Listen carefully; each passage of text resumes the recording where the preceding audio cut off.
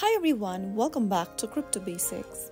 In today's video, I'm going to show you how to clear cache on CoolWallet application. To clear cache on CoolWallet, first of all open up the CoolWallet app on your mobile device.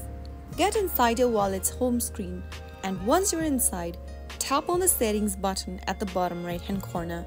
Inside the settings menu, you will be able to see clear browser cache inside security and privacy. Tap on it and then click on the confirm button in order to clear your cache. After doing so, the settings of the web pages you've browsed will be deleted. For instance, if you've previously connected to a specific D app, you will need to log in again.